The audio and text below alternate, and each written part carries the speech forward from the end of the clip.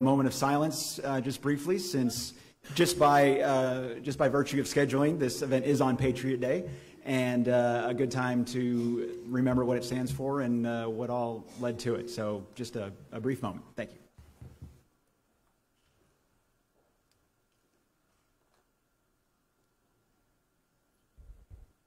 Okay, thank you. Now on to the talking part. Have some ground rules I will go over here, both for the audience and for the candidates, as they did this last night in a slightly different format. We have a timekeeper, Miss Amanda down here. Your responses will get a 30-second warning, and then they will get a "you're done" warning, at which point please stop. If you don't follow the ground rules, you will be found out of order. I do not know what that means. I do not want to find out what that means. So please stay in order. Let's see. After I'm done, you're each going to have 1 minute for an opening statement, anything you want to say. And then we're going to have questions that come from the Think Big Little Rock report, generated by the folks Create Little Rock and Think Big and all of our partners here tonight. That's where those questions will be drawn from. And then we also are going to have a couple at the end that we got from social media. So we will be asking those. You're going to have 90 seconds to answer each question. I will work to start with someone different each time, so we mix up the order a bit. You also get 3 30-second responses throughout the course of the evening. So if someone else says something and you've already spoken and you want to respond to it, you can give me a bit of a signal, and I'll give you 30 seconds to add whatever you'd like to onto that. You get 3 and no more, and Amanda's tracking that as well. I hope you were all nice to her before we started. And then I'm also authorized to create any follow-up questions that I may have based on your answers, and at the very end, you'll get another minute to close. Any questions? I've noticed, Matt, that another mayoral candidate has just entered the room, Mr. Swartz. Ah, Glenn, you want to come join us up here? We do have a chair for you. Just right around the corner.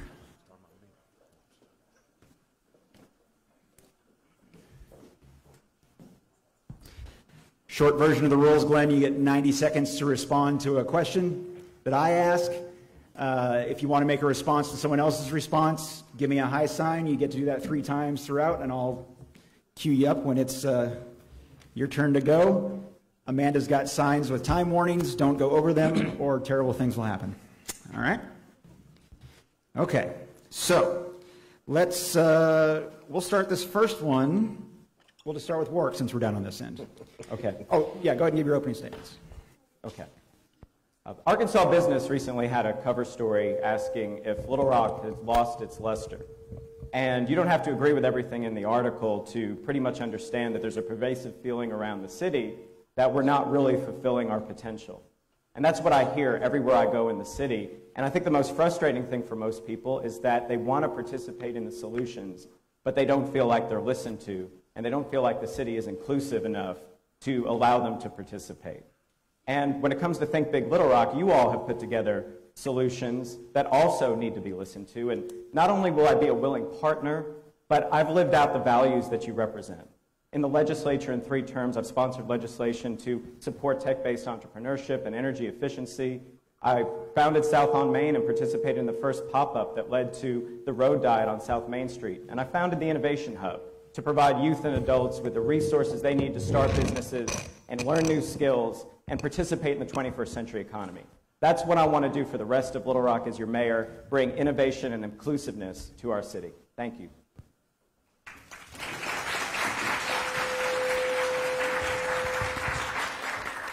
Vince? Good evening, everyone. My name is Vincent Tolliver, and I'm running for mayor because of one reason and one reason only, and that's people. I believe in people, I believe in inclusivity, and I believe that everyone in the city of Little Rock should be represented in our government, no matter where he or she lives across the city, whether it's Ward 1, whether it's Ward 2, 3, 4, 5, 6, or 7. I think we should all have our voices heard and understood, and I think we should all have a seat at the table. At the same time, Little Rock is the capital city.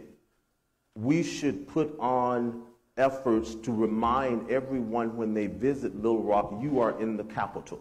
You are in the city that is leading the standard across the state. It is vibrant, it is energized, it is bustling. So we need to make sure that we remind visitors and residents that this is the capital. And so under my leadership as your next mayor, I will make sure that whenever anyone enters the city of Little Rock, we know that it is the capital and you're in for a good time and good people. Thank you. Baker. Thank you. Thank you very much. Can y'all hear me? I don't think you can. Or can you? Okay. Good. It's great to be with you. I appreciate your report, and I'm really excited to be here. The report's really good. It's very helpful. It's very insightful, and I think there are a lot of neat things in it. But the main thing that's exciting about it is you. It's not the report, words on a page, just something you said. It's important words, but what makes the difference is execution, okay? I've got a bit different skill set than some of the other candidates. I've been practicing lawyer for a good long time. I sat on the school board for 12 years. I was an executive in a large series of companies. I've done a lot of executive work. I served as the superintendent of the school district for 14 months. I know a little something about education. I hope we get to talk about that. But since they sent me home on that job, I've been right back at practicing law, doing corporate and business management and a lot of management consulting with respect to organizational operations. That's what I've done, that's what I do, and that's what I want to do for you, with you. And I think it's going to be fun. I think transportation and environment is highly exciting. We all know about public safety, public education. Those are fantastic and interesting subjects that you've covered in your report, and I'll talk about the rest of them later. Thank you.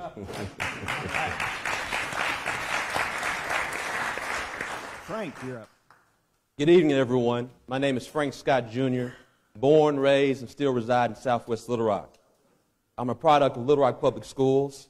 I'm an associate pastor at Greater Second Baptist Church, a banker at First Security Bank, a former senior advisor to Governor Mike Beebe, and a former state highway commissioner.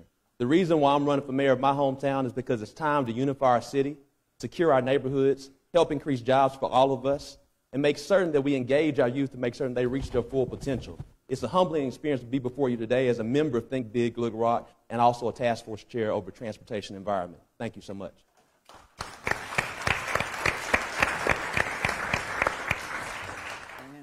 And Glenn, you got 60 seconds. There we go. Well, we're on a grueling campaign schedule here. I caught a bit of a cold after our first full day of campaigning, so I considered skipping this, but I'll give it my best shot here. I am Glenn Schwartz. Mayor Schwartz be with you. I want to get right to the issues. I'm a journalist. I've been a teacher. I've been a recycle center owner, kind of an eclectic background. But the four main issues I'm bringing to the table is I want to decriminalize marijuana in Little Rock. Yeah. The last person has been sent to prison from Little Rock for a marijuana crime. Provide recycle services to all of the citizens, not just the houses. I think we need to prepare Little Rock for what could be exponential growth in the next 30 years. You know, we've only been undergoing linear growth. I foresee a time when Little Rock might be doubling its population every 5 years for the next 30 years or so. Thank you. All right. Thank you, gentlemen. Sorry for little audio bugs. I think we got them worked out. Our first question, we'll start with Vince, since we started with Warwick for the opening statements, and it is about education. Great. One education issue that directly affects many of our young professionals in Little Rock is the availability of affordable early childhood education and quality pre-K options. How would you address that challenge? Thank you, Matt, for the question. It's a question that's very dear to me. It's a question that we've been working on in our campaign. Recently, I had a meeting with the superintendent of the Little Rock School District, and I asked him one important question. That question was, how many birth to pre-K centers do we have in Little Rock? His answer, 1. That is at Rockefeller Elementary School. Under my administration, I would expand the birth to pre-K centers across the city partner with Little Rock School District and identify other elementary schools so that if you have a child that's in the 3rd grade or 4th grade, and then you also have a brother or sister that, 6 months old or 1 year old, I would love to see interaction between the siblings at some point throughout the day. I think it makes sense for the Little Rock. I think it makes sense for the community, and parents would enjoy it as well. So I've given a lot of thought about this pre-K option. I think that I would also like the businesses to buy in, particularly businesses that are not paying their employees a living wage. You need to pay into subsidy child care. So if your employee is working, you're only paying them $13 an hour or $10 an hour. Well, guess what? If you have this birth to pre-K center, the employee can send his or her child there at little or no cost. It makes sense. It means that it would be a productive, a better employee, more productive. It would be better for the business and ultimately better for the city of Little Rock. I believe in pre-K for every child in the city of Little Rock. Thank you, Vince. Baker. Thank you. When I was superintendent of schools, I took the job on May the 3rd, 2015. And by the end of June, we added 300 pre-K seats in the city of Little Rock. 300 new seats for kids who wanted a better chance, ABC kids. So I'm not just telling you what I want or what I'd like to see happen. I'm telling you what I did. And I did it with a team, just like I want to team up with you, because that's how good things happen. You have a great idea, you have committed people, and you put a team together and you get things done. You stop talking and you go to work. And I was involved and instrumental in starting the Geyer Springs Early Childhood Center, which is a marvelous place, as well as Fair Park. I know all these things. I know what values they have. They're expensive, but they're worth it. And funding is the key. But I can tell you this, we'll be out at the legislature seeking every pre-K seat we can find, and I know how to start pre-K centers. I know how to team up with educators. I've already done it. So give me a chance to do that for you. And not only will I talk about it, which is good, we need to talk about it, but we also have to have people involved who know how to get things done. And that's one thing that I would do to start with. Early childhood from birth to pre-K is a tricky thing. There are lots of people that do that work in Little Rock. Some of them are very good. Some of them are education-based. Some of them have research-based curriculum. Some of them do not. Now, if the city of Little Rock wants to take that on, we're going to have to find a funding source. We simply don't have the money, and it would be crazy for me to tell you we're going to do that when we don't have any money to do it. We don't. Now, the state does not fund that, and if the state doesn't fund it and the city doesn't have the money for it, we've got some more talking to do. But I understand those concepts and would love to go to work for you. All right. Frank. As mayor, I will strongly support advocating for expanding and funding pre-Ks in our schools. As a candidate that's a Little Rock Public School graduate, I understand how dear education will be to our city. That's the reason why yesterday I announced my opportunity agenda that focused on youth and education, because I understand the only way for the city of Little Rock to truly have influence on the Little Rock School District is to become a strategic investor. That's how you help have influence. And the main reason what we have going on right now in our city, we have a grade level reading problem. If you're not able to read by the time you're in the 3rd grade, you're going to be on your way to being dead or in jail. And we have to make certain that our children have the ability to read on the 3rd grade level and more forward. And that's the reason what we have to do as far as city of Little Rock is being a strategic investor that focuses on summer grade level reading to make certain that our children have a future right here in our city. And that's what I plan to do as your next mayor. Glenn. There are daycares and nursery schools, and so I'm going to take the opposite track and say I'm not going to do a thing about it. If you want your kid in daycare, go find a daycare. I also don't even believe in pre-K. I think that kids should be kids. Let the kids go out there and play until they're 6 years old or something, and then they can start school. All right. We'll get you after work. Sorry, Yeah, let work make. But yeah, that was right. Work. Go ahead. Sure. Okay. Well, I've been a really strong advocate for universal pre-K during my 3 terms in the Arkansas House of Representatives, including serving on the House Education Committee. But the one thing that we need to address is why we're for pre-K. And the reason is that every single study across the United States demonstrates that the outcomes for young people when they have access to a quality pre-K education literally changes their lives. It changes their future, their ability to have opportunity, And one thing that we're missing in Little Rock is equity of opportunity. And when I talk about public education, I talk about the reasons why we need our elected political leadership engaged with our public school district, and pre-K falls in that category. I don't think that we can accept any outcome other than no matter where you live in the city of Little Rock, you know you can send your kid to a great public school. And that's not what's happening right now. Everything's determined about where you live. And I have so many friends, probably like you, who try to move to a certain neighborhood so they can get their kids into the right elementary school. Well, the sad thing about that is that a lot of people don't have that choice. They don't have that equity of opportunity. We need to create it in Little Rock. And for too long, our political leadership has said, you know what, that's done separately. I don't have to have anything to do with the school district. And I won't accept that outcome because I don't know any city in the United States with dynamic political leadership that accepts a lack of equity of opportunity when it comes to public education. So you can expect me to work side by side with an elected school board here in the city of Little Rock because I've been against the state takeover and I've been advocating for a return to local control. But I want to be part of the process, engaging every part of the city, taking input, creating a plan that includes everybody in the city so we have quality pre-K as well as quality public schools for everyone in Little Rock. All right. And Baker, you wanted to use one of your 30-second responses. I'm sorry? This is one of your 30-second responses. Okay, was that 30 seconds?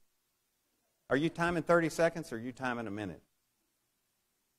Well, it's supposed to be 30 seconds, I think. No, just for this part, just for this response. That was my answer. Oh, Yeah. okay. Oh, I'm so terribly sorry, Yeah. Warwick. It's okay. Okay, I've got 30 seconds is what I want to be really clear Yes. about. Let me tell you really quick that we've got a lot of good things going on in the Little Rock School District. So don't believe everything you hear about equity of opportunity. We spend a lot more money on poor kids than we do on kids at Forest Park or on Central. Central is the lowest cost per pupil. Forest Park is the lowest cost per pupil. Roberts is the lowest cost per pupil. And when I was on the school board, we insisted on equity. We sought equity every chance we get. And the thing I was fighting for and the thing that you should be fighting for, and it's in your report, is equity of opportunity. That requires desegregated neighborhoods. It requires housing that's mixed. It requires a different city than the one you live in right now. So if you want to desegregate schools and you want to afford equal opportunity to everybody, then we need to desegregate our city. All right. The next question, your response will be 48 seconds. No, I'm okay. But Baker, we're going to start with you. Okay, one. good. I'm up again. Yes, you are. Getting the workout. Transportation and the general environment of the city.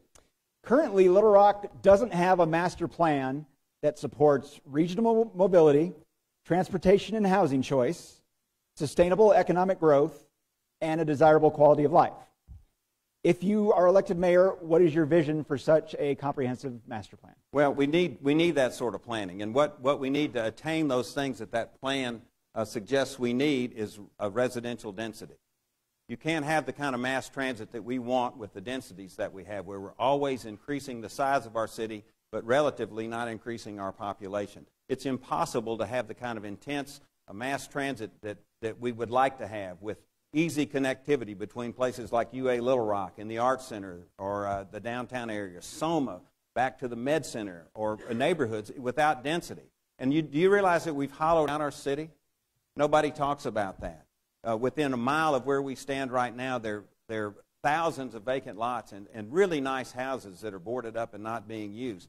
I've got a revitalization plan for that, and that's essential to almost every single thing, at least the first 4 elements of your plan. You have to have a density, a residential area that's vibrant, that's appealing to millennials, where you have a sense of place, you have a fun place to go to entertain, to be entertained, a walkable, cyclable city. That's what we need. And it's right there for us to take. If you look at Oklahoma City, that's exactly what they did. They didn't sit around and talk. They had city policies that drove those things with a good, solid plan, Matt, and that's what we need. It's not that hard to make the plan. It's hard to execute the plan. So that's what you need. You need an executive. And I'm standing here. I'm ready, willing, and able. This is the only job I want. I'm not trying to move up. I'm not trying to move over. And if I don't win, I'm not moving out. I'll be right here to help you because I believe in this town. And I want this job because I believe in this town. All right, Frank, same question. Growing up in the city, I've always realized and wondered why do we have this hodgepodge of development. I still remember when there was no river market. I remember when it was an East End and not an East Village. I also understand that there was now a creative corridor. And the reason is because our cities never had a comprehensive urban plan. Our cities never had a leader that wanted to extend a comprehensive vision, set comprehensive strategies, and go out and execute for what we want our city to look like and make certain that all voices are at the table, that all voices are heard. Because we understand every part of the city has a different flavor. So we need a mayor that understands the diversity of this city, understands the identity of this city, understands how to truly connect and build bridges within this city. And we're able to do that through regional mobilization. We're able to do that through transportation choice. We're able to do that by focusing on mass transit. We have to fund our transit system so it can be reliable and dependable for everyone. We have to make certain by doing this, because if you do this, we will create housing choice. We will make certain we'll have infill development. It all starts with a plan. It starts with a vision. It starts with setting strategy. And it starts with someone who's actually going to do what they say they're going to do as they move forward. Thank you.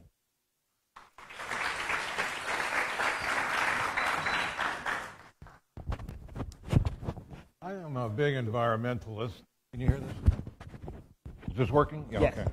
I'm a big environmentalist. I believe in that the planet is warming and that the sea levels may rise significantly in the next 30 or 40 years. If that happens, there will be tens of millions of displaced Americans who will be looking for a place inland to live. And Little Rock, Memphis, Huntsville, these cities may undergo exponential growth in the next 30 years.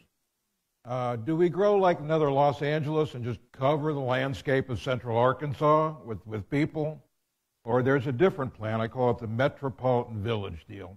Take which we've built down here at the River Market with high-density buildings, like 20,000 people or so living in like a half a square mile. Take that idea and put it into villages extending outward from the city. So you got a high-density inner city and then these villages going outward, connected by the most advanced Tomorrowland mass transit you can think of, monorails, high-speed rail. Even the vacuum tubes are starting to develop. This is the vision I have for a city that could double in population every 5 years for the next 30 years and grow to be a major metropolis of the planet. Thank you. Thanks, Glenn. Well, I'm definitely for having a mobility plan for the city and for a master plan for the city. And I talk a lot about plans that we need to put together for other things like our public schools. And the reason why is, the process is really just as important as the outcome. Because one thing that we haven't had in Little Rock, again, is that inclusivity and the participation of all our citizens in creating these plans and these ideas. Oftentimes, the solutions are presented to us as a fait accompli. Our leaders tell us what's going to happen, and we're supposed to go along with it. And I think we need to have a planning process where we take into account the input from all parts of the city, so that we're being truly inclusive and we have a master plan that everybody can get behind. And when it comes to mobility, we need to create a city where you don't have to own a car to get around, because that's keeping people from being able to go to work or get an education. And really, it's a tax. When you have to own a car to live in a place, it's a tax. And we know that millennials and retirees both want to move to cities where they don't have to own a car, where they have mobility options. And we need to invest in transit. But the last thing is, you need to have the leadership in the city that will fight for abiding by the plans when they're passed. Because MetroPlan had a plan that said we weren't supposed to expand beyond 6 lanes on our interstates here, but they overruled the plan in order to try to fast-track the 30 Crossing project, which is going to cut right through downtown Little Rock, in between the River Market and the East Village, and truly destroy so much of the progress that we've been making to create a livable, walkable, mobile downtown environment for Little Rock. And Vince. Yeah, after Vince, I'll get you. Thank you, Matt. First of all, I'd like to compliment Think Big on the master plan. When I read it, it made sense, because what it said is they're going to draw from elected officials, they're going to draw from people in the transportation industry, they're going to draw from community leaders. That makes sense. So you have a multiplicity of stakeholders at the table making decisions about how Little Rock should work as it relates to a master plan and transportation. One of my concerns is when you think about transportation as it relates to downtown, public transportation as it relates to downtown Little Rock, what I find often is the people that work downtown Little Rock actually don't use the public transportation. So under my administration, I would encourage businesses I would incentivize and or encourage business to issue bus passes or to provide deep discounts or free bus passes so their employees can take the bus. I would encourage businesses to defray Uber costs that that wouldn't help public transportation, so I wouldn't, let's not get into that. Now, I love Uber, but that wouldn't help public transportation, so let me just stay away from that. But I would encourage businesses to support our public transportation and incentivize employees to take it, whether you live in West Little Rock, whether you live in Southwest Little Rock, whether you live in Midtown, Chenal Valley, because it makes sense. I would also work with Rock Region Metro to make sure that they develop transportation that is express from Chenal or Southwest, so you don't have to have all of those stops. Thank you. And, all right. And Vince, the people from Lyft would like to have a word with you as well. Frank, you wanted to use one of your 30-second responses. Go ahead. Yes, I just want to make certain that the facts are straight. Mr. Saban has stated that I-30 crossing cuts through the middle of downtown. Being the only candidate that's born and raised and still lives here, I understand that 30 Crossing has been there since 1950. So you can't cut through downtown when it's already there. We have to make certain that everyone understands that 30 Crossing is a regional project. Little Rock is not San Francisco. We're 124 square miles. San Francisco is 12 square miles. Really? Yes, very much, really. That being said, we have to make certain that 30 Crossing is a regional project that truly connects our region because of the economy, quality of safety, quality of life, and safety. Thank you. Great. But don't go far, Frank, because you're first on the next question. We'll start with you. Public safety. Unfortunately, Little Rock has gotten a bad rap over the past few years as it relates to crime. And obviously, some could argue historically, time and time again. What civic and social programs do you think would best create or promote not only the reduction and prevention of crime, but that also change the perception of our city as a whole as it relates to public safety? So, Frank, you start this one. In our frank discussions across this entire city, whether it was in Ponderosa, Petaway, or Pleasant Valley, safety is not only a factual problem, and it's a perception issue in our city. People don't feel safe. In the Scott administration, what I want to do and I plan to do is make certain that we increase our police force from 593 police officers to 700. However, we have to make certain that that increase in police officers truly reflects and understands our city and understands to protect and serve, so they can truly have true diversity training through intentional interactions, understand implicit bias, understand de-escalation tactics. Because here's the difference. I've got a suit and tie on right now. I'm treated differently when I go down to Southwest Little Rock if I don't have a suit and tie on. That's what's wrong with Little Rock. We have to make certain that our police force understands our entire city so it can protect and serve. But not only that, we have to make certain that we have true respect to our police officers and have career ladders for them, because they truly are public servants to us all, and show that type of appreciation for them. So as we have to increase our police force, but make certain that they understand our relationships within the community, to make certain we also can have community policing. And you do that just that way. Thank you. Thank you, Frank. Glenn? Well, this is the reason I got into the race. The state legislature will not do anything to reform the archaic drug laws that we have in this state. Nothing. They don't even introduce a bill for debate. If the state legislature won't do it, then the city of Little Rock will. I will make sure we get a decriminalization of marijuana, stop people from going to jail for that, and revisit all of the drug laws. I mean, people are getting busted for drugs, and they spend more time in prison than if they committed rape, robbery, or burglary. So we need to enforce, we need to focus, that is, our police and our criminal justice system on making people who commit assault, who commit weapons violations. Those are the people that should be in jail for decades, not somebody because they're smoking pot or doing even other drugs. Even the harder drugs should be revisited and focus on violent and real crime in the city of Little Rock. Thank you, Glenn. So, a couple of nervous giggles in the crowd when you mentioned pot. I just noticed that. Warwick. Okay. Well, everywhere I go in the city of Little Rock, I hear from people who have been victimized by violent crime or violated by a home break-in or a car break-in. crime is touching everybody in our city, and it's really affecting our ability to do business, and so much about our quality of life, and also the impression and the reputation that our city has. When I got in this race a year and 2 months ago, there were 81 vacancies in the Little Rock Police Department. These are funded positions that were just vacant. And there have been some efforts to fill them, but I want to make sure as mayor that we're doing everything we can, not just to make sure we have a fully staffed and fully resourced police force, but that we actually know how big that police force needs to be to cover the city adequately, because right now our police are spread thin and it's affecting their ability to respond effectively.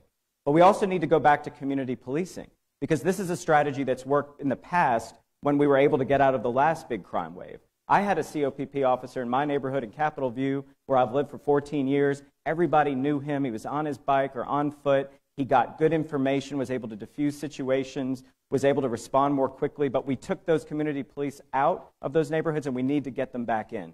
We do need to train our police when it comes to anti-bias and de-escalation training. That is critical to make sure we have excellent relationships with the community and to make sure that we're getting the best information and the best response possible. But we also need to invest in community and youth programming to make sure that your young people have alternatives before they're lured into criminal activity. As mayor, this is an urgent priority for me, and we'll have a multi-purpose approach to making sure we're preventing crime and responding effectively. Vince. The statistics say Ward 1 has the highest crime rate in the city. Perception is an issue. I live in Ward 1. I walk, I bicycle, I drive. I don't have any issues all over Ward 1. So it's a perception problem. Earlier this evening, I had the pleasure of visiting with the Little Rock Black Police Association. And so what they said when I asked about community policing and how would they grade it, they said it was very poor. Well, under my leadership, I would make sure the culture of the Little Rock Police Department supports policing communities and supports it on the level of Neighborhood Resources Center. In this city, we have 12 Neighborhood Resource Centers. Well, we need to make use of them. There's a built-in infrastructure that would work really nicely with policing communities. I would make sure that police officers who are in the communities all over the city of Little Rock had relationships with all 12 neighborhood resource centers so that they could know what the specific problems were that those neighborhood resource centers had in those particular neighborhoods. That makes sense. It's a win for the city, and it's a win for the community. So I would bridge that gap by make sure that those police officers are dispatched regularly to the neighborhood resource centers, get a sense of what is going on in those neighborhoods, and start policing communities on foot, not in their cars, but on foot. Thank you, Vince. And Baker, to wrap us up on this one. Thank you. Y'all see me on my bicycle riding around? That's called community mayoring, okay? And that's what police need to do. They need to get acquainted with where they work, who they work with, understand their neighbors, and that'll help solve crime. But in your report, you had it right, too. We need a reformed juvenile justice system. It's not working. I looked at every file of every kid who ever pulled a trigger or ever got hit by a bullet at the Little Rock School District when I was down there, and it was just sickening to see the records of kids who needed interventions and didn't get them. Because that was your question. What are you going to do, Baker? Well, we're going to reform that juvenile justice system. That's the start. I don't think we need 100 more police. It would be a $10 million budget buster. We don't have the money, even if it were a good idea, and I'm not sure it is. It may be a good idea, but the money has to come from somewhere. I think what we need to do is put more police in touch with more people. Get acquainted with your neighbor. Know your neighbors. Build this urban density that we've all talked about is necessary to have things like mass transit. With urban density, you get neighbors. You don't have vacant buildings, vacant lots. That's where crimes occur. If you look in cities where people have turned that around, it's with neighbors who care about neighbors, and with programs like juvenile justice, with better drug intervention programs, better programs to deal with people coming out of prison. 52% of the people that go to prison are back in prison in 3 years. You got a crime problem? Think about it like that. You've actually got the people. Half of them are going back to prison. They commit crimes to do that. Lots more to be said about that. All right. So, Baker, are you advocating that we add a bicycle race to the next candidate forum? I'm up for it, For yeah. right, well. And a dance contest. That's what I want. I would not do well in either of those. All right. Next question, Glenn. We're going to start with you on this one, Glenn. It's about diversity and inclusion. The Little Rock School District recently started the discussion for a new facility plan for the schools. The master plan will likely create significant changes to the school district, including changes to school attendance zones. What do you see the mayor's role in addressing the possible effects, both economic and with racial segregation, in the school attendance zones if they change under this plan?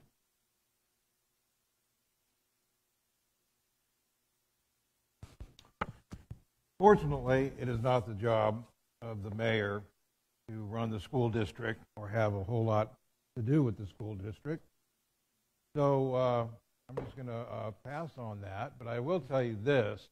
I'm kind of a physical, I kind of like the physical environment.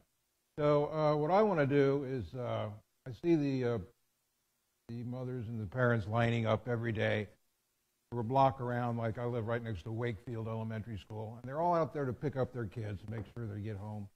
Okay, I want to build sidewalks and bike paths to every school, starting with UALR. You know, as soon as you leave UALR, you see like a mud path on University. That's been there for the whole 30 years I've been here. There needs to be a sidewalk and a bike path leading away from UALR and leading away from every high school and junior high in the city, whether it's a public school, charter school, the new school, the old school. The physical, the kids getting to and from school is going to be my domain. All right. Warwick. Okay. Well, the fact is right now the zoning for the Little Rock School District doesn't make a whole lot of sense right now, and it's already leading to a lot of segregation and disenfranchisement and inequity. You know, when I'm around the city, which I am every day in all different neighborhoods, I hear the same concerns from parents everywhere who are confused about why they're zoned for certain schools or why, you know, one person across the street from them is zoned for a different school. I think we all see this with our own eyes, and what we need is a process that's transparent, that's accountable, and that most of all, again, is inclusive of everybody in the city. And I've said this before, but I'll say it again. I think our political leadership needs to be engaged in this process in order to ensure that inclusion and equity is prioritized. Because clearly what we've been doing over the last several decades has not achieved the result that I think we all want. And again, it's not for lack of good intention, but if you don't have the people who are elected by all of you and who are accountable by all of you, to all of you, engaged, fully engaged in advocating in your behalf and demanding certain results, then of course we're destined to repeat the same mistakes. I want to make sure that I'm working alongside our school district leaders when this process comes before us to make sure that the outcomes are absolutely equitable and that we do everything we can to overcome this legacy of segregation that unfortunately has stained the history of our city.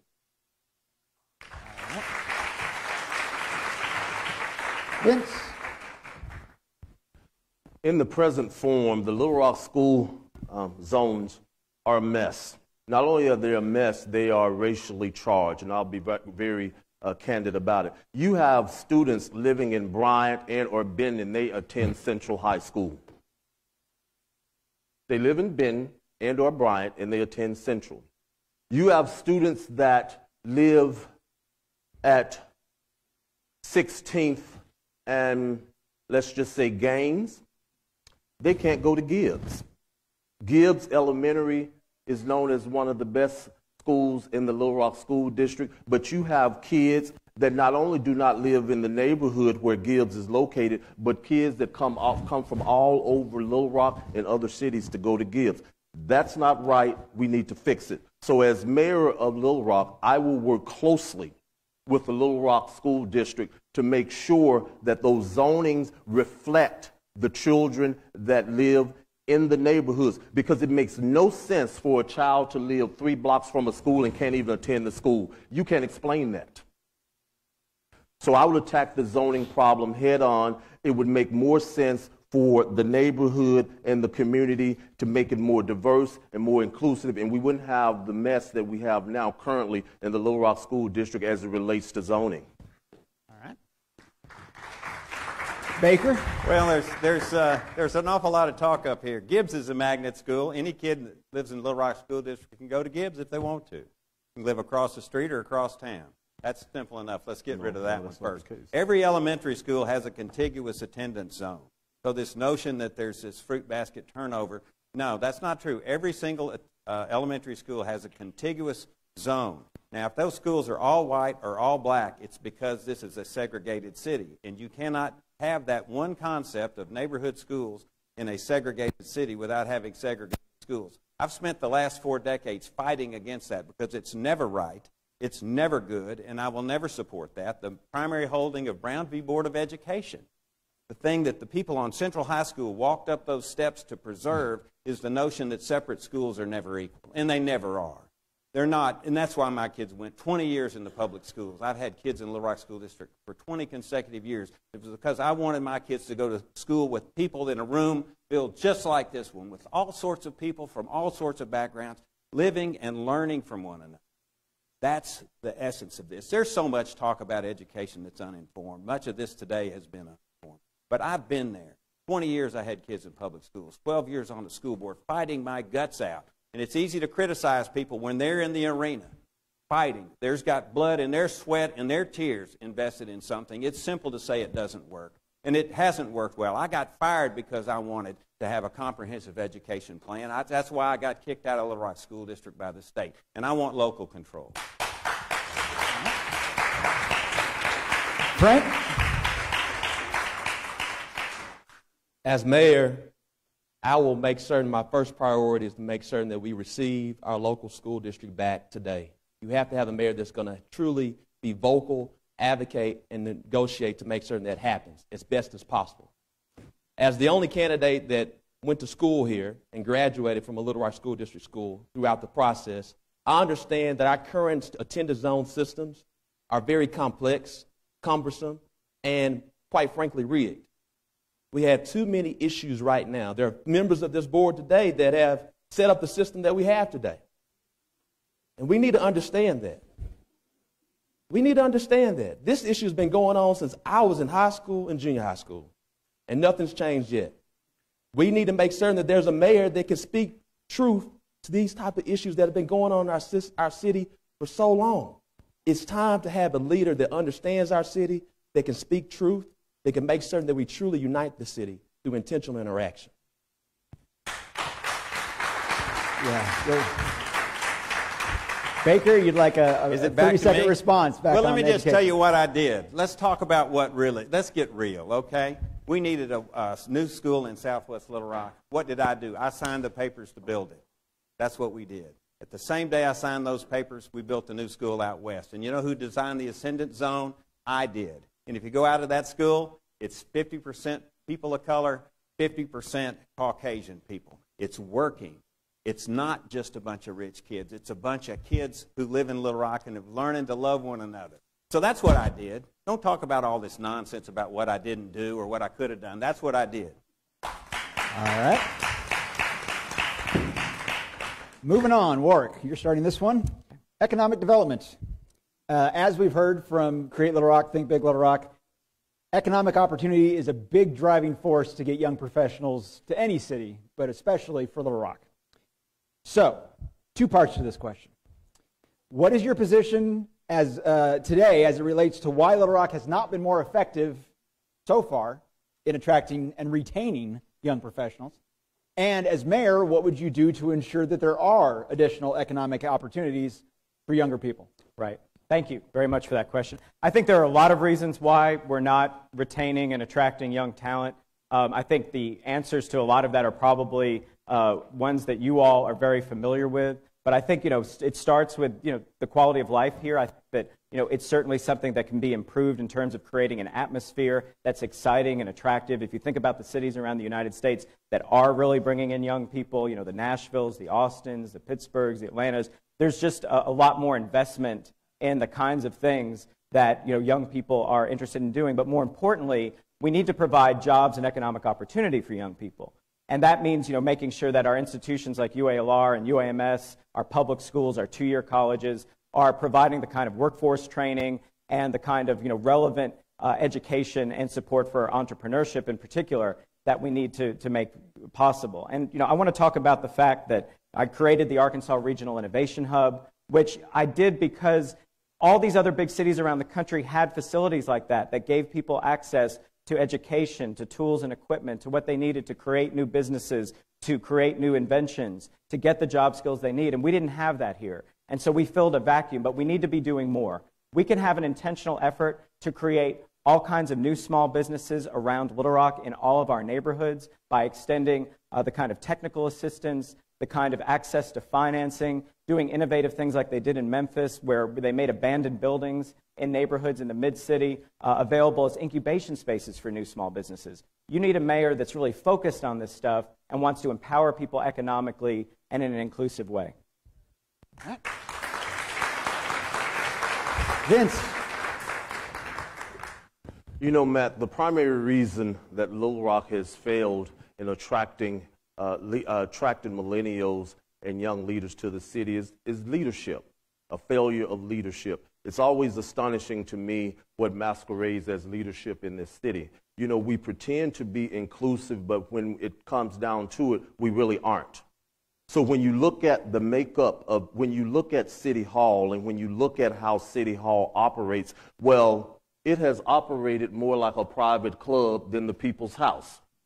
City Hall has operated in a manner that's cliquish and corrupt. Those are not my words. Those are words of a police officer that I had lunch with 3 weeks ago at the Popeyes right here on Broadway, because he said, Mr. Tolliver, whether you or another candidate is mayor, I hope the first thing you do is break up the cliques and break up the corruption. It is a fact that Little Rock, the City Hall operates like a private club instead of the people's house.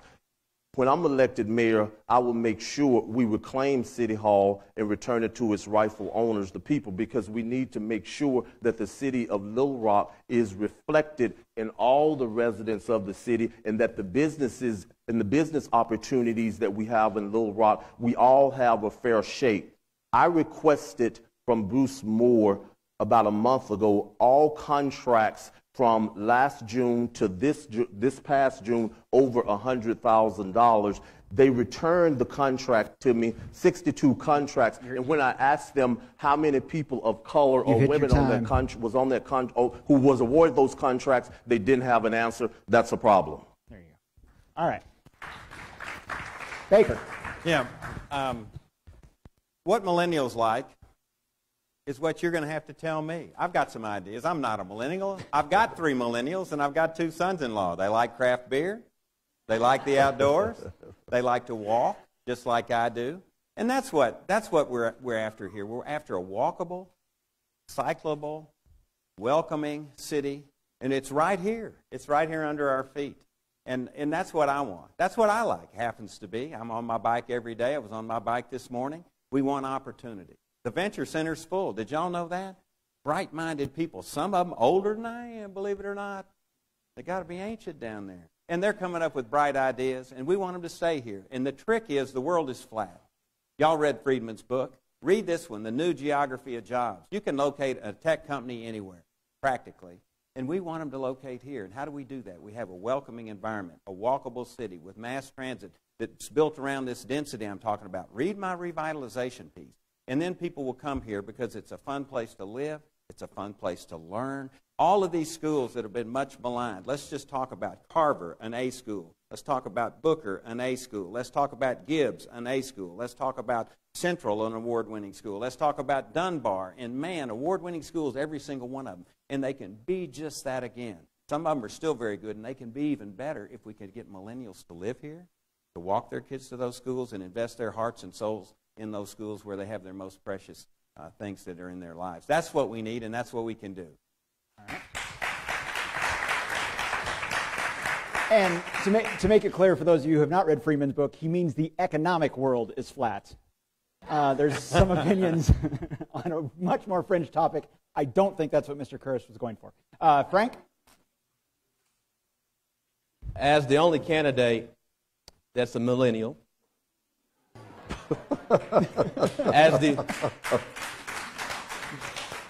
as the only candidate that's from here and has an exhaustion from all of his friends and his family leaving Little Rock because a lack of diversity in the marketplace, educational achievement, opportunity. It's hard for minority and women business owners to thrive in this city. We need a leader that understands that. Number one, we need a leader that's going to make certain those things happen. Have true diversity in the marketplace. It's time out for 2 or 3 black and brown brothers and sisters at companies. It's time out for our educational system to stop being like this. I'm tired of my family having to leave, my friends, and everybody wants to come back home, but they have to have something to come back home to, and that's a job. We can have the great quality of life, which we do. We can go ride bikes. We can go walk the trails, but guess what? You got to have discretionary income to go buy a bike.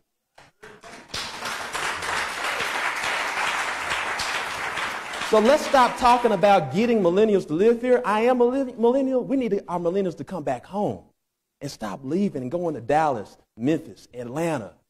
Because as soon as they get an opportunity to leave, guess what? They leave. Little Rock is a place of choice and circumstance.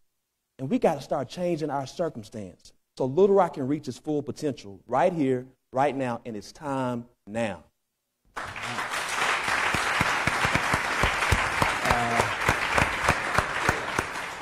Frank, your Gen X moderator appreciates the reminder of how old I am. Yeah, Glenn.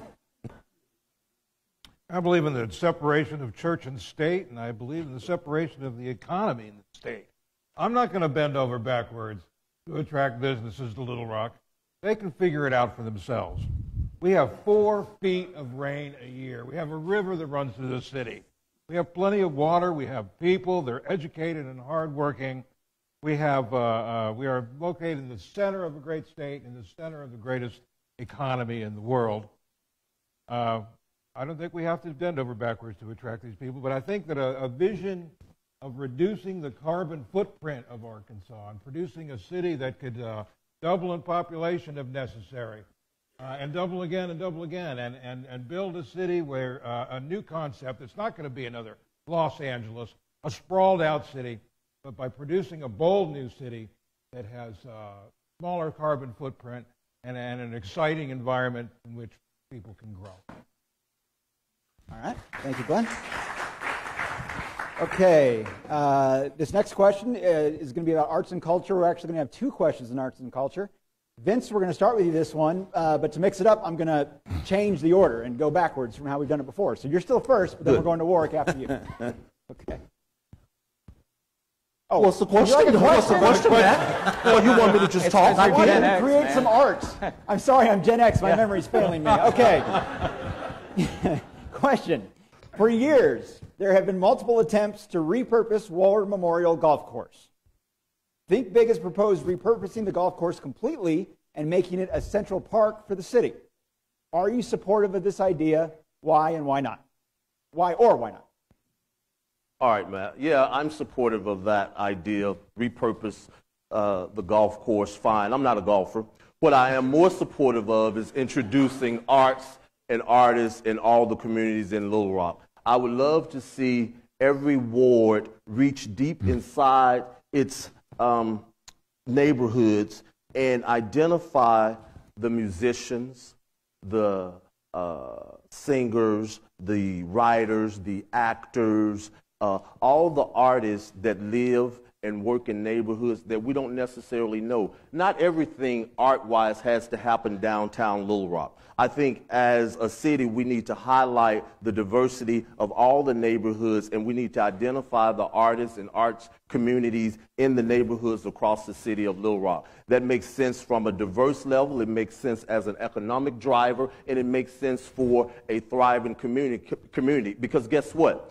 If there is an art event that the city is supporting in Southwest and it publicizes and does the marketing, well, residents from other parts of the city will go to Southwest and experience the arts there. Same thing as it relates to West Little Rock. I am for promoting art throughout the city because it makes neighbors talk to each other, it gets neighbors to know each other better, and it drives home the point that as residents of the city of Little Rock, we are more alike than we are unalike.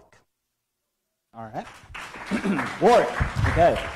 Well, because I'm so old, as Frank pointed out, I can say that back in 2005, I actually wrote an article about this for the Arkansas Times where I advocated repurposing War Memorial Park, and it's for reasons that I think are pretty obvious. We don't need a golf course taking up that kind of prime real estate right in the middle of our city. We actually have two great public golf courses aside from War Memorial in our city.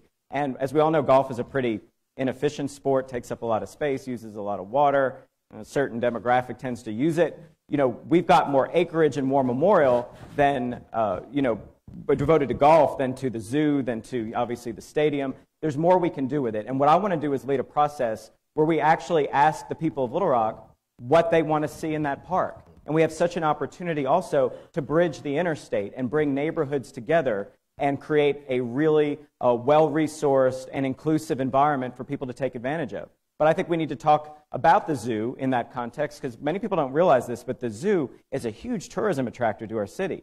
And there's a lot more innovation that we can do around the zoo. And I think there's innovation with what we can do with the stadium itself. I mean, we know that it's just recently hosted a successful concert. I think there's more we can do for other kinds of sports. But what we need is a central park, and we need an effort that's devoted to really trying to maximize the utility and the inclusion for everybody in the city, as opposed to catering to the same old small group of people that like doing things the way things have always been. Because quite frankly, that's why I decided to get in this race a year and 2 months ago. We've been doing the same things the same way for a long time because the same people have been in charge, and we need to change that.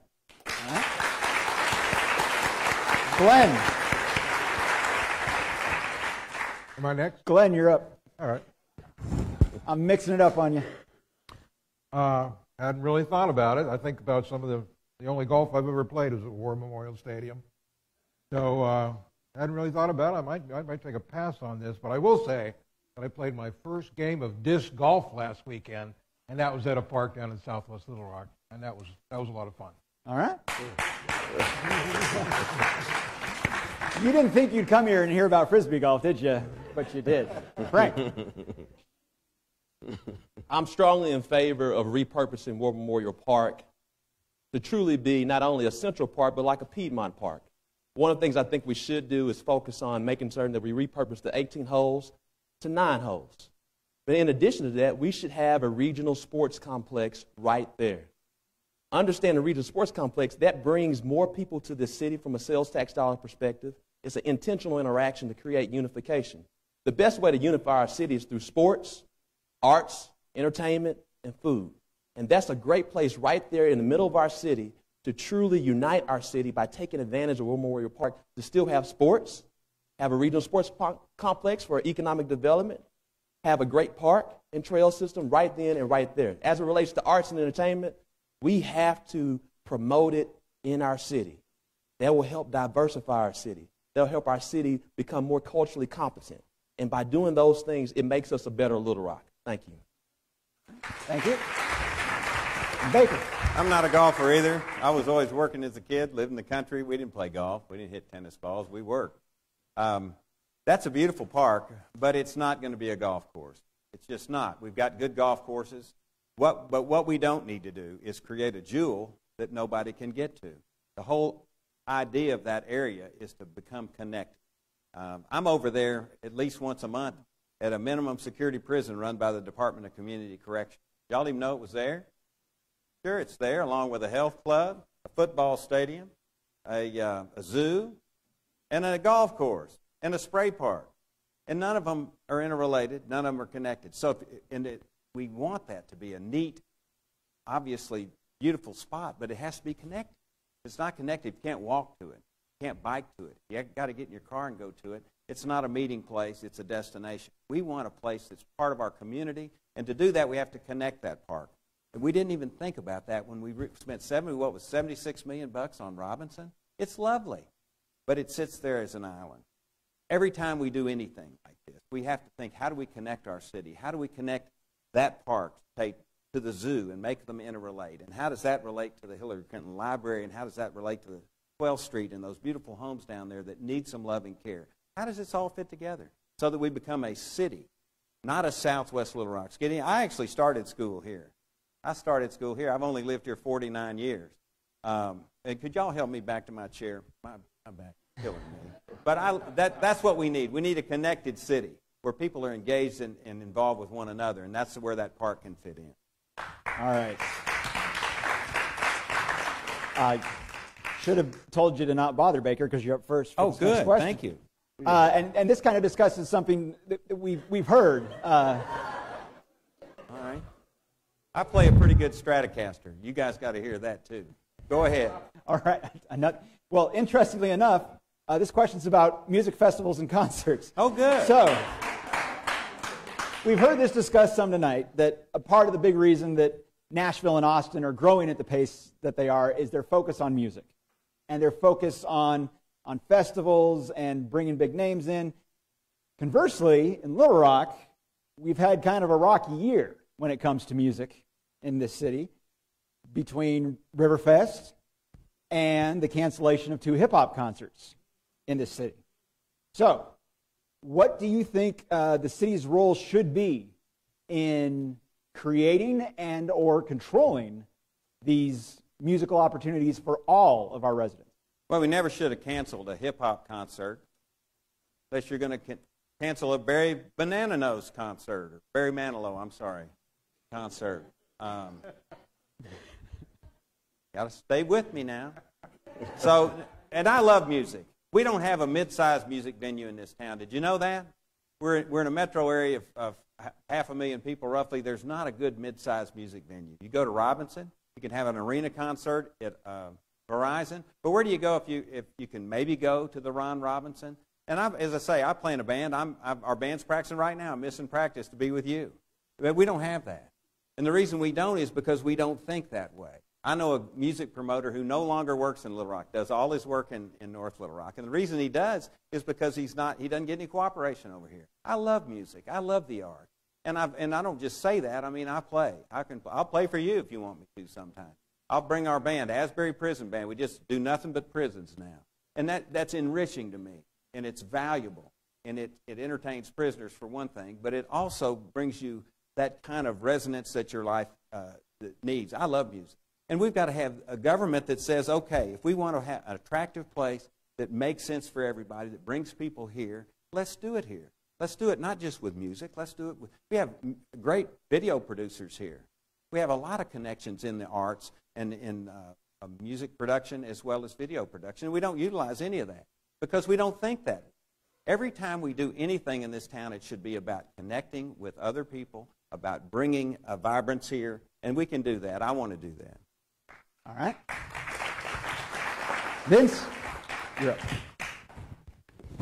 I am a fan of music. I am a fan of concerts. I love the local talent that we have in this city. I love Big Piff. I love Rodney Block.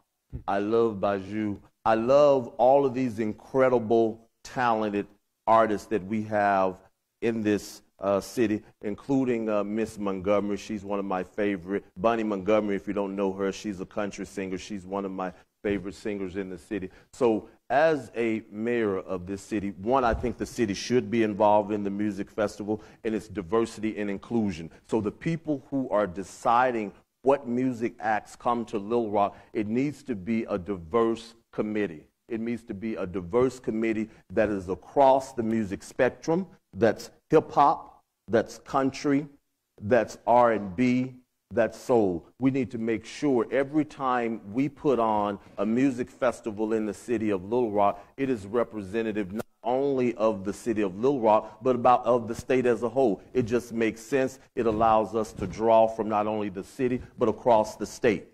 So we need to make sure that we are intentional in the acts that we bring to the city because it just makes sense. And the way that we do that is diversity and inclusion. The people that are making the decision to bring the acts in the city, it needs to be a diverse group and it needs to be an inclusive group. And that just makes sense.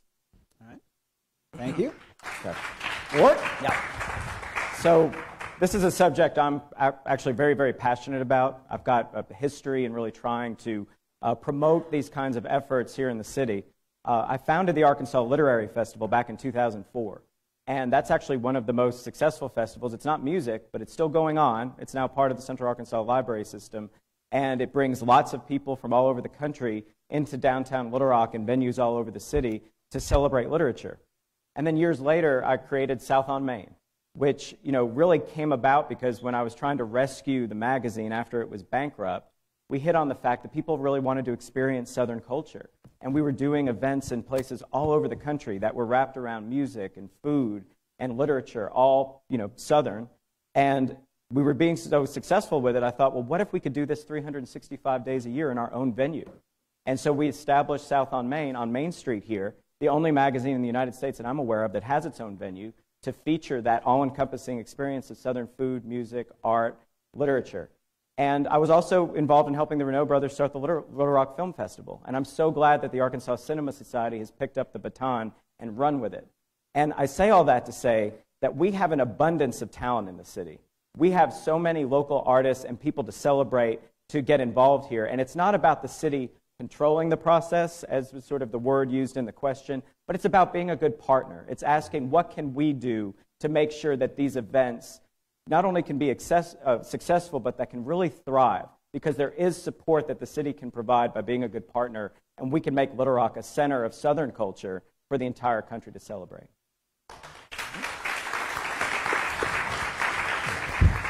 Glenn, I know you've got some opinions on music. You have. Yeah, I used to have a great time when they had the concerts at Riverfront Amphitheater, and then they built Verizon, and that kind of dried that up. But I don't see the mayor having any particular thing to do with what kind of music comes to town. But I will point out one thing. I'm a physical environmentalist, and I look at the Riverfront Amphitheater, and what I see is if any kind of lightning or any kind of storm comes along, all those thousands of people are in danger. So I have this idea that we should build like a Faraday cage over that venue so that the people will be protected if a lightning storm should come around. In fact, I'd like to mention I want to build Faraday cages all over the city, at bus stops, on golf courses, just a little structure that would deflect the lightning around the people. That's the kind of thing that I'm concerned about, and I'm going to make Little Rock the safest city in regards to lightning deaths in the country.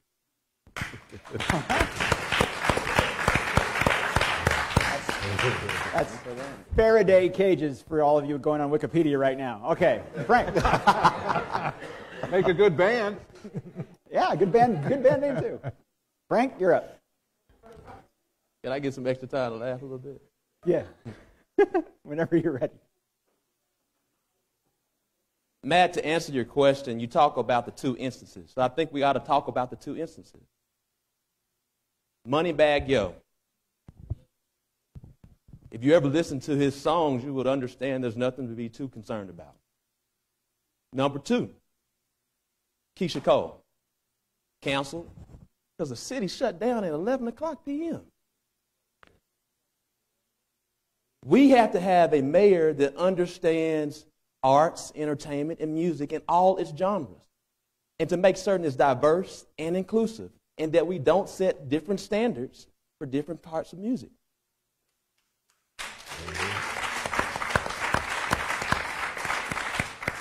I'm the only candidate on the stage that issued a statement when Moneybag Yo was asked to be canceled.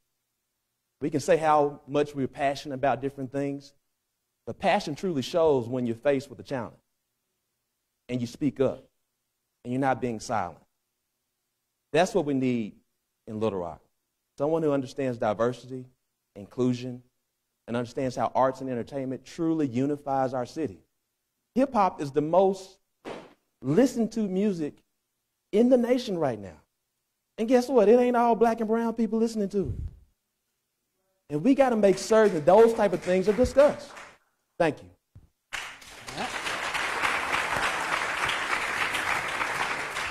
Well, I had one or two more questions, but our time is winding down, and I don't think we're going to top the passion of a music debate. So we're going to move to closing statements. Everyone gets 1 minute apiece. We started with Warwick to start. Glenn, we'll start with you and work our way down for closing statements. Whatever you want for 60 seconds.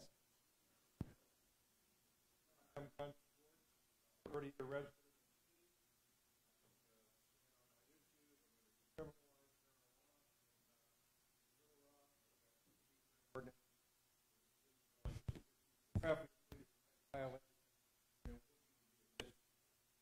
Recycle for all.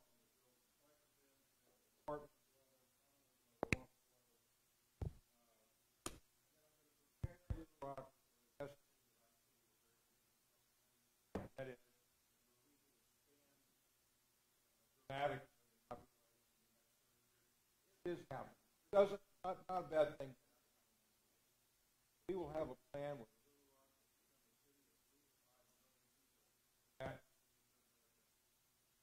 All right. Thank you, Glenn. Mayor Schwartz with you. Yes. Frank. As I shared with you earlier, I'm born, raised, and still reside in this city. The reason why I'm running is not only because I want to unify this city and focus on jobs growth. I got sick and tired of being sick and tired of our city not reaching its potential. It's time to have a leader that's going to bring us together.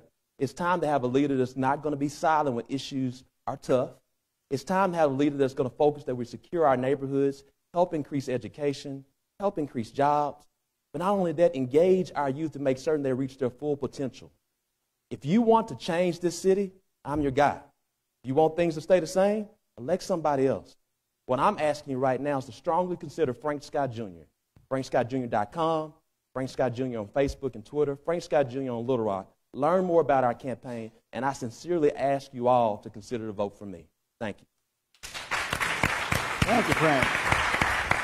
Baker. One day when the glory comes, it will be ours, it will be ours, yo. Don't y'all feel that? You know, if you want a change agent, and I've loved this job interview, that's what this is. It's a few minutes to get up here and strut and make a noise like a mayor, and it's kind of fun. But I tell you what I've got that nobody else really has. I've got a resume. I started school here. I've lived here 49 years, and I love this town. But if you really want to find out what I can do, look at what I've done. I've been a change agent everywhere I've been, building new companies, taking things that were mixed up and confused and sorting them out, running big businesses with multi-million-dollar budgets, all the time valuing people, all the time insisting on diversity, all the time seeking out young talent. I love your report. It's very good. It's very good. What we can do is come up with overall strategies, use your tactics. I want to do that. And you don't have to wonder whether I can. Look at what I've done. Look at what we did in the school district in 14 months. And that's what I want to do for you. Vote for Baker.com if you want to drill down. Thank you, Baker. Vince, floor is yours. Thank you, Matt. Thank you. Think Big, Little Rock. I'm running for mayor for one reason. People. I was born 2 hours south of here on a Sunday. The day I was born, my mother was 15 years old. 4 days later, she turned 16. I learned two things from her. One, I'm your mother and not your friend. Two, treat people the way you want to be treated. That has been my mantra for my entire life, and I owe all of that to my young mother, who early on set the standards. If you elect Vincent Tolliver, mayor of Little Rock, you'll have a mayor that treats people the way he wants to be treated. You will have a mayor that makes sure the city culture does the same. You'll have a mayor that advocates for every resident in the city.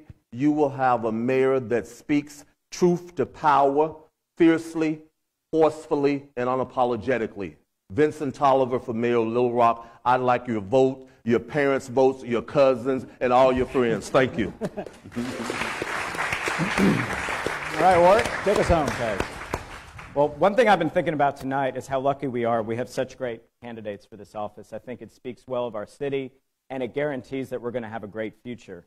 The one thing I want to tell you, though, is I've never taken on an easy job. You know, when I think back over my career, I took over the Oxford American magazine when it was bankrupt and in debt. And I was able to bring it out of bankruptcy and turn it into a successful enterprise. I founded the Arkansas Regional Innovation Hub when nobody really understood what the heck I was trying to do. And I was able to raise a couple $1 million to get that off the ground and create a resource for our community. I got elected to the legislature only to be part of the first Democratic minority in 138 years. And I was able to pass a lot of legislation and get a lot of things done. And then I decided to run for mayor against a 3-term incumbent when everybody said that there was no chance of doing that. And obviously circumstances have changed and we have great candidates here. The point is I put myself out there because when I believe in something and I'm passionate about something, I don't give up. And I don't take on things just because they're easy or because they're available. I think Little Rock needs somebody who's willing to take on the challenge of our city and turn it around. Thank you. All right. We're going to have some of the co-chairs of Think Big come up and wrap things up. And then, gentlemen, if you'll stick around, we'll get a group photo on stage, I think, after they're done. But I hope you all found this informative. I hope you enjoyed the format. And give all the candidates one more round of applause, please. And I'll turn it over to our Think Big co-chairs.